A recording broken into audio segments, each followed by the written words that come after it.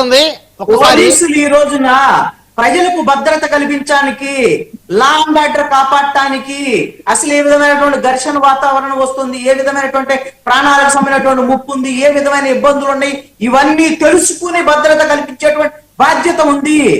ఈ రోజున గ్రామ వార్డు సచివాలయ వ్యవస్థ ఉన్న తర్వాత 16 మంది ఒక్క ఊర్లో పనిచేస్తారండి ఎంప్లాయీస్.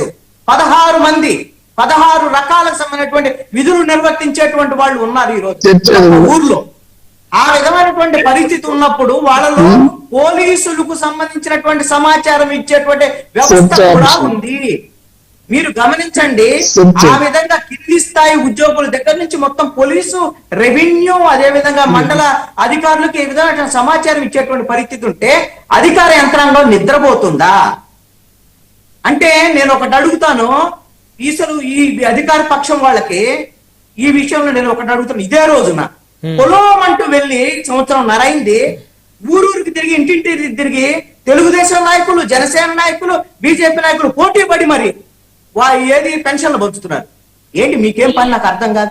పెన్షన్లు పంచే పని మీకేంది? అధికార యంత్రాంగం లేదా? ఉద్యోగులు లేరా? వాళ్ళు పంచరా? ఏం మీకు ప్రచారం కావాలా? సంవత్సరం అనేది ఒక రోజు చెల్లికి కావాలి పెళ్లి మళ్ళీ అని ఎన్నాళ్ళు పంచుతారు ఈ పెన్షన్? ఆ పని మీరు చేయాల్సింది. అంటే ఇంకా జరుగుతుందా? ఇప్పుడు ఈ రోజు కూడా నవంబర్ 1వ తేదీ పెన్షన్లు పంచుతున్నాను ఫోటోలు వేసినటువంటి ఫోటోలు మొత్తం ఎవరైనా అందరూ చూడండి. ఇప్పుడు ఇది జరిగిన తర్వాత ఫోటోలు రావట్లేదు, కానీ సోషల్ మీడియా చూడండి, మొత్తం తెలుగుదేశం వాళ్ళు, జనసేన వాళ్ళు, బీజేపీ వాళ్ళు, ఇదిగో మేము పెన్షన్ పంచుతాం, ఇదిగో పెన్షన్ పది. నువ్వేది పంచేది పెన్షన్? ఊళ్ళో ఉండేటువంటి అధికారులు, ఉద్యోగులు వాళ్ళు చేస్తారు ఆ పని. ఓకే ఓకే మీరు చెయ్యాల్సినటువంటి పని చెయ్యకుండా ఈ రోజును చూడండి, మీరు ప్రతి అంశం అండి ఈ సంవత్సరంన్నర కాలంలో మొదటి తిరుపతి ఘటనకు సంబంధించినటువంటి దగ్గర నుంచి, సింహాచలం దగ్గర నుంచి, బస్సుకు సంబంధించిన ఘటన దగ్గర నుంచి, ఇక్కడ నుంచి మొత్తం ఏదైనా తీసుకురండి. గంట ఇప్పుడు అయిపోయింది కదా. ఎలాగో వైఎస్ఆర్ కాంగ్రెస్ పార్టీ అదుగో ఆ కుట్ర చేసింది, ఈ కుట్ర చేసింది, లేకపోతే వాళ్ళ మీద వీళ్ళంటాం, వీళ్ళేం వాళ్ళ మీద అనటం. అసలు ఎన్నికలు అయిపోయిన తర్వాత వైసీపీ పని అయిపోయి 11 సీట్లు పడిపోయింది. వాళ్ళని ఎవరు పట్టించుకునే పరిస్థితి లేదు, ప్రతిపక్ష పాత్ర లేదు, ప్రతిపక్ష నాయకుడే ఇక్కడ లేదు. ఏది వచ్చినా సరే దూరు ఏదో ఒకటి దాని మీద వేయటం, ఇంకోటి ఇచ్చేది. ఈ విధమైనటువంటి వ్యవహారం రాజకీయాలని పూర్తిగా గాలి కుదిరేసినటువంటి పరిస్థితి ఉంది. నేను దీనికి బాధ్యత వహించాల్సింది ముఖ్యమంత్రి చంద్రబాబు నాయుడు, హోంమంత్రి. ఈ ఘటనకి వరుస ఘటనలకి 4 ఘటనలు జరిగిన తర్వాత కూడా ముఖ్యమంత్రి నేను నిమిత్త మాత్రం అంటే నువ్వెందుకు ముఖ్యమంత్రి నేను అడుగుతున్నా. నువ్వెందుకు ముఖ్యమంత్రి? నువ్వు 4వ సార్లు ముఖ్యమంత్రి చేసే నాకు ఎక్స్పీరియన్స్ ఉందన్నటువంటి చెప్పినటువంటి ముఖ్యమంత్రి నువ్వు ఘటన జరగటాన్ని ఆపలేవు. వరుస ఘటనలు జరుగుతుంటే తప్పుల్ని నిరోధించేటువంటి పరిస్థితి, నివారించేటువంటి పరిస్థితి, అధికార యంత్రాంగం సరిగ్గా పనిచేసేటువంటి విధంగా చూడలేనటువంటి ముఖ్యమంత్రి ఎందుకు అని నేను అడుగుతున్నాను. ఈ హోంమంత్రి ఎందుకు అని నేను అడుగుతున్నాను. మీ దేవాదాయ శాఖ మంత్రి ఆ దేవాలయాలకు సంబంధించినటువంటి ఉండిలో డబ్బులు వచ్చేటువంటి దేవాలయాలు అయితే మాత్రం వాళ్ళు చూస్తారా?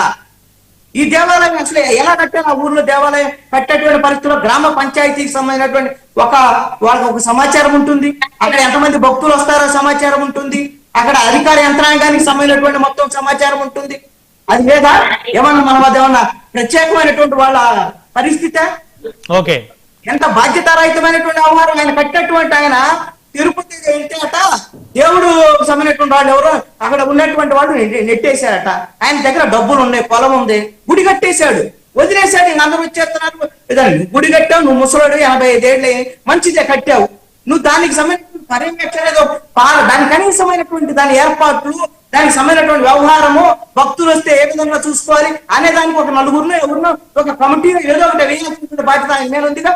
లేదు అని అంటే అలా ఉండాలి, ఈ విధమైనటువంటి పరిస్థితులను చెప్పేటువంటి బాధ్యత అధికారులకు, గ్రామీణ పంచాయతీ అధికారులకో, లేక మండల అధికారులకో, లేక ఎవరో ఒకరికి ఎండోమెంట్ వాళ్ళతో ఎవరికో ఉంటది కదా. ఓకే కిషన్ గారు మళ్ళీ మాట్లాడుతున్నారు. ప్రైవేట్ ఎస్టేటా? ప్రభుత్వం పూర్తిగా వైఫల్యం చెందింది. ఘటనల మీద ఘటనలు జరుగుతుంది. దీనికి పూర్తి బాధ్యత వహించాలి. ఒక్క మాట చెప్పి నేను ముగిస్తానండి. ఒకటే మాట.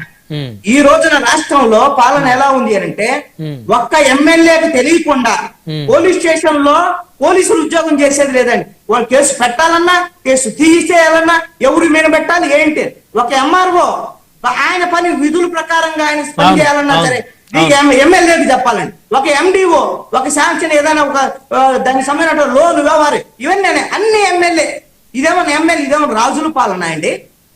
కార్యనిర్వాహక వ్యవస్థ ఉంది కదా, ఈ విధమైన అసలు పనులు వదిలిపెట్టి ఎమ్మెల్యేలు చెప్పే విధంగా రాజకీయం చేసేటువంటి విధంగా వ్యవహరిస్తూ మొత్తం పాలన మొత్తానికి గాలి కుదిలేసినటువంటి పరిస్థితి ఈ ప్రభుత్వము ఈ విషయాల్లో పూర్తిగా వైఫల్యం చెందింది అనేటువంటిది మాత్రం. రైట్. సజ్జాజయ్ గారు వారితో మాట్లాడదాం. తెలుగుదేశం పార్టీ నుంచే అజయ్ గారు నమస్తే అండి. గుడ్ ఈవినింగ్ బ్రహ్మనాయుడు గారు, మీకు ప్యానెల్ ఉన్న పెద్దలకి. వరుస ఘటనలో ఈ వరుస ఘటనలకి ఖచ్చితంగా ఈ ప్రభుత్వం బాధ్యత వహించాలి అని ఇప్పుడు కృష్ణాని గారు ఆయన అభిప్రాయం చెప్పారు. మీరేమంటారు? బ్రహ్మనాయుడు గారు, ఇక్కడ ఎవరి వర్షన్ వాళ్ళు మాట్లాడతారు, ఎవరి ఆవేశం వాళ్ళకు ఉంటుంది, ఎవరి బాధ వాళ్ళకు ఉంటుంది. ఇక్కడ ఏంటంటే సార్, జరిగిన సంఘటనలు జరిగిన ఘటనలు అన్ని బాధాకరమే. లేకుంటే ఏ ప్రభుత్వాలు కూడా మనుషుల్ని చంపేయాలి, నిర్లక్ష్యంగా వ్యవహరించాలని ఏ ప్రభుత్వం కూడా చూడదండి. తిరుపతిలో జరిగిన ఘటన, ఆ ఘటనకు వెనుకున్న కారణాలు నేను మళ్ళీ వాటి గురించి ప్రస్తావించాల్సిన అవసరం లేదు. పెద్దలు ఇప్పుడు మాట్లాడిన పెద్దలకు కూడా తెలుసు ఆ రోజు ఏం జరిగింది అవన్నీ కూడా. ఆ తర్వాత సింహాచలం ఘటన గురించి కూడా వాస్తవాలన్నీ వెలుగులోకి వచ్చాయి. అవి కూడా ఆ రోజు అది కూడా ప్రభుత్వం తప్పదేమన్నారు, తర్వాత వాస్తవాలు బయటకు వచ్చాయి. తర్వాత సార్ మొన్న దసరా నవరాత్రులు జరిగినాయి. నిజంగా ప్రభుత్వం నిర్లక్ష్యంగా ఉంది, అసలు ఏవి చేతకారంగా పనిచేయట్లేదంటే సార్ కొన్ని లక్షల మంది పక్క రాష్ట్రాల నుంచి వచ్చారు సార్. ఎంత అద్భుతంగా, ఎంత గట్టుదిట్టంగా, ఏ విధంగా ఎన్ని మార్కెట్లు కట్టి, ఎన్ని క్యూ లైన్లు కట్టి, ఏ విధంగా మనం అమ్మవారి దర్శనం భక్తులందరూ వచ్చి చేసుకున్నారో. లక్షలాది మంది జనం, ఎక్కడ కూడా ఏ ఒక్క ప్రజానికం ఏ ఒక్క భక్తులు కూడా ఇబ్బంది పడలేదు సార్. ఈ రోజు కాశీబొగ్గలో జరిగిన సంఘటన కూడా సార్ 2 సంవత్సరాల నుంచి అంటున్నారు సార్, అది తప్పు ఇన్ఫర్మేషన్. వీళ్ళకి సరైన ఇన్ఫర్మేషన్ ఉందో లేదో నాకు తెలియదు కానీ 2 సంవత్సరాల నుంచి ఆ గుడిని కట్టారండి. ఆయన 12 ఎకరాల విస్తీర్ణంలో 20 కోట్లు ఎంతో ఖర్చు పెట్టుకొని ఆయన సొంతంగా, ఆయన ఎవరు ఒడిశా రాజుగారంట, ఆయన హరిముకుంద్ పాండా గారు, ఆయన స్వయాన ఆయన కూడా ఆయన కట్టుకున్నాడు. ఆయన ఇంటి దగ్గర ఆయన కట్టుకున్నాడు, ఆయన సొంత ప్లేట్ లో ప్రైవేట్ ప్లేస్ లో ఆయన కట్టుకున్నాడు. అది మొన్న మే నుంచి భక్తులు అక్కడ ఆ లోకల్లో ఉన్న భక్తులు వెళ్ళి చూస్తున్నారు, దర్శనం చేసుకుంటున్నారు సార్. ఇందాక పెద్ద ఆయన 94 ఇయర్స్ ఆయనే మాట్లాడుతున్నారు, ఏమండి మామూలుగా ప్రతి శనివారం మాకు ఎప్పుడు కూడా రారు భక్తులు, శనివారం వస్తుంటారు భక్తులు. ఆ శనివారం కూడా 500-1000 మంది వచ్చిపోతుంటారు. ఎప్పుడైనా పండగలు వచ్చినప్పుడు ఒక 2000 ఇప్పుడు దాకా దాటలేదు. ఈ రోజుకి కూడా నేనే వాళ్ళకి ఎప్పుడు ఆ అంచనా వేసుకుని ప్రసాదాలు తయారు చేసి పెడుతుంటాం. మేము ఎప్పుడు ఒక భక్తుడి దగ్గర ఒక హుండీ పెట్టలేదు, ₹1 డొనేషన్ అడగలేదు, ఇంకోటి ఏది అడగలేదు అని. జరిగిన సంఘటన నేను బాధపడుతున్నాను. ఈ రోజు దట్టు వైకుంఠ ఏకాదశి, కార్తీక మాసం మొదలైంది కాబట్టి జనం అంతా కూడా ఒకటేసారి ఎక్కదట్టుగా వెళ్ళారు. అండ్ ఆ టెంపుల్ కి ఏంటంటే సార్, లోపలికి వెళ్ళి బయటికి రావడానికి ఒక చిన్న మార్గం ఉంటే ఈ జనం ఏం చేశారంటే ఇటు ఎగ్జిట్ మార్గంలో కూడా వెళ్ళిపోయేసరికి ఆ రైలింగ్ వీక్ గా ఉంది, అది పడిపోయింది సార్. ఇక్కడ ఏంటంటే సార్, ఇందాక స్థానికులు అక్కడ ఇప్పుడు నేను మాట్లాడితే తెలుగుదేశం పార్టీ వాళ్ళనో లేకుంటే చంద్రబాబు గారు మాట్లాడితేనో ఇంకొకరు మాట్లాడుతానో పార్టీలు ఉపలముతున్నారు కానీ సార్, ఇందాక సంఘటన జరిగిన దగ్గర ఒక ఛానల్ వెళ్ళి అక్కడ స్థానికులను అడిగితే సార్ ఆ ఘటన జరిగిన దాంట్లో కుటుంబాలలో వాళ్ళ చుట్టాలు కోల్పోయిన వ్యక్తే చెప్పాడు. ఆయనే చెప్పాడు సార్, ఇక్కడ ప్రభుత్వాలకో పోలీసులకో యాంత్రాంగాలకో సంబంధం లేదండి, ఎందుకంటే ఇక్కడ అసలు ఈ గుడి ఒకటి నిర్మాణం జరుగుతుందని. బ్రహ్మనాయుడు వినపడుతుందా? వినపడుతుంది. వినిపిస్తుంది, కంటిన్యూ చేయండి. ఇక్కడ ఈ నిర్వహణ జరుగుతుందని చెప్పేసి ఈ రోజు పోలీసు వాళ్ళు బయట ఉన్నారండి, వచ్చే జనాన్ని వాళ్ళు లోపలికి పంపించుకుంటున్నారు. కానీ అన్ఎక్స్పెక్టెడ్ జనం, ఇది ప్రభుత్వాల మీద వేయటం కరెక్ట్ కాదండి. నేను ఇక్కడ ఈ ప్రాంతం వాడిని, ఈ ఊరు వాడిని, నాకు ఏ పార్టీతో సంబంధం లేదండి. ఎందుకు ఆ చనిపోయిన వాళ్ళలో వాళ్ళ కుటుంబ సభ్యులు ఉన్నారండి. అతను మాట్లాడాల్సిన అవసరం లేదు కదా, అబద్ధం చెప్పాల్సిన అవసరం లేదు కదా. రెండేంటంటే అక్కడ సంఘటన జరిగిన వెంటనే అక్కడికి అచ్చెన్నాయుడు గారు కానీ గౌతు శిరీష గారు స్థానికురాలు కాబట్టి అక్కడికి వెళ్ళారు సార్. వెళ్ళినప్పుడు ఏంటంటే అక్కడ ప్రజలు ఆ చనిపోయిన బాధలో ఆవేశంగా మాట్లాడతారండి, తప్పకుండా మాట్లాడతారు. ఆ మాటలను పట్టి ఎదుటి వాళ్ళు కొంతమంది మన మీద మాట్లాడారు కాబట్టి జనం నిలదీశారు, మౌనంగా ఉండిపోయారు, మాట్లాడలేకపోయారు. వీళ్ళిద్దరూ కూడా ఇలా చేతగానితనం అంటే సార్, ఒక పక్క ప్రాణాలు కోల్పోయి కుటుంబాలను కోల్పోయి వాళ్ళు బాధపడుతుంటే ఏం చేస్తారు సార్? గొడవ పెట్టుకుని ఆర్గ్యుమెంట్ చేయాలి వాళ్ళతోటి. ఆ బాధనాలు తెలుసుకుంటున్నారు కదా సార్. సార్ ఇక్కడ ఒకటి సార్, బ్రహ్మనాయుడు గారు, నేను వయసులో చిన్నోన్నై ఉండొచ్చు సార్, లేకుంటే నాకు అవగాహన లేకుండా నేను మాట్లాడుతున్నాను అనుకుని ఉండొచ్చు సార్. సార్ ఈ రోజు ప్రతిదానికి ప్రభుత్వాలు అని మాట్లాడుతున్నారు సార్. మానవులుగా మనదేంది సార్? అసలు మన కర్తవ్యం ఏంటి సార్? మన ప్రాణం మనకు ముఖ్యం కాదా సార్ బ్రహ్మనాయుడు గారు? సార్ నేను మాట్లాడితే నాకు తప్పు అనుకోవచ్చు సార్. నన్ను ఎవరు ఏ విధంగా అనుకోనండి, ఏ విధంగా నిందించండి, ఏదన్నా చేయండి సార్. సార్ నాకు ఒక డౌట్ ఏంటంటే ఫలానా మాసం వస్తుంది, ఫలానా తేదీ వస్తుంది, ఫలానా పండుగ వస్తుందంటే మనం జనం సార్. దేవుడిచ్చింది ఇంత ప్రాణం, ఎప్పుడు పోతామో మనకే తెలియదు. నిద్ర ఈ రోజు పడుకుంటే రేపు పొద్దున్న లేస్తామో లేమో కూడా మనకు తెలియదు సార్. ఫస్ట్ మన ప్రాణం మీద మనకి సార్ ఉండాల్సింది బాధ్యత, ప్రభుత్వాలకు కాదు సార్ ఉండాల్సింది. సార్ ఈ రోజు ఒక కార్తీక మాసం వచ్చినా, శ్రావణ మాసం వచ్చినా, తొలి ఏకాదశి వచ్చినా, వైకుంఠ ఏకాదశి వచ్చినా సరే, భక్తి మీద మనం వెళ్తాం, దేవుణ్ణి చూడాలి అని వెళ్తాం సార్. కానీ ఫస్ట్ మనం అర్థం చేసుకోవాలి, కొన్ని వేల మంది జనం అక్కడికి వెళ్ళిపోతున్నారు, భగవంతుని రేపు తెల్లారి కూడా చూడొచ్చు సార్. అది మనం ప్రాణంతో బ్రతికు ఉంటే సార్. భగవంతుడు ఇచ్చిన ప్రాణం సార్ మంది, అదే భగవంతుని చూడటానికి వెళ్ళి ప్రాణాలు పోగొట్టుకుంటాం సార్. మనం ఈ రోజు కొత్తగా పాఠాలు నేర్చుకుంటున్నాం సార్. ఈ రోజు కొత్తగా మనం చూస్తున్నాం భగవంతుడిని సార్. ఎక్కడ ఏ చెట్టు కనపడినా, ఏ రాయి కనపడినా మనం మొక్కుతున్నాం కదా సార్.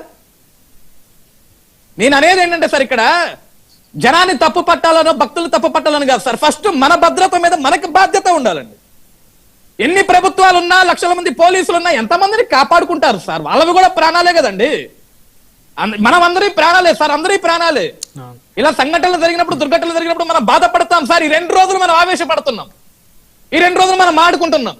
ప్రభుత్వాలు వైఫల్యం జరిగిపోయినాయి, చంద్రబాబు బాధ్యత తీసుకోవాలా, లేకుంటే పవన్ కళ్యాణ్ బాధ్యత తీసుకోవాలా, జగన్మోహన్ రెడ్డి బాధ్యత తీసుకోవాలా? ఫస్ట్ మనం బాధ్యతగా ఉండాలి, మనం మన మీద బాధ్యత తీసుకోవాలా. మనల్ని నమ్ముకొని మన కుటుంబాలు ఉన్నాయి, మనం వెళ్తున్నాం, మనకేమైనా జరగరాని జరిగితే మన కుటుంబాలను ఎవరు చూసుకుంటారనే బాధ్యత ఫస్ట్ మనకు ఉండాలా సార్. ఈ రోజు దేవాలయాలకు వెళ్ళి మొక్కాలి అనుకుంటే ఇంట్లో దేవుడు పట్టాలి ఎందుకు సార్? ఇంకా మనకి అంటే అజయ్ గారు ఇక్కడ ఇందాక మనం డిస్కస్ చేసిన 3 ఎపిసోడ్లు, తిరుపతి ఎపిసోడ్ కానీ, లేకపోతే ఈ రోజు ఈ ఎపిసోడ్ కానీ, ఈ రెండింటిని కంపేర్ చేయలేము. అదేవిధంగా మరొకటి సింహాచలం ఎపిసోడ్, మూడింటిని కంపేర్ చేయలేము మనం. ఇప్పుడు బస్సు ప్రమాదాన్ని ఈ ఎపిసోడ్ ని కంపేర్ చేయలేము. బస్సు ప్రమాదం అంటే ఎవరో కూడా చచ్చిపోతారన్న ఆలోచన ఉండదు, బస్సు సేఫ్ గా తీసుకెళ్తుందని చెప్పి. కొన్ని ప్రమాదాలు మీరు మాట్లాడింది, కొన్ని అంశాలు ఖచ్చితంగా నేను కూడా యాక్సెప్ట్ చేస్తాను. కొన్ని అంశాలు మాత్రం ఖచ్చితంగా అధికారులు, ప్రభుత్వాలు నేనేమంటున్నా, ప్రభుత్వాలు తీసుకోవాలి సార్. సార్ ఈ రోజు వైకుంఠ ఏకాదశి రాష్ట్రంలో అనేక దేవాలయాలకు ప్రజలు వెళ్తున్నారు, భక్తులు వెళ్ళారు. ఈ రోజు ఇక్కడ ఈ కాశీ బుగ్గ ఇక్కడ ఈ టెంపుల్ ఉందని నాకు తెలిసి ఆంధ్రప్రదేశ్ రాష్ట్రంలో చాలా వరకు తెలియకపోయి ఈ రోజు ఈ ఘటన వల్ల తెలిసి ఉండొచ్చు సార్. ఈ రోజు ఈ ఘటన వల్ల తెలిసి ఉండొచ్చు, వాస్తవానికి ఈ రోజు ఈ ఘటన వరకే తెలిసి ఉండొచ్చు.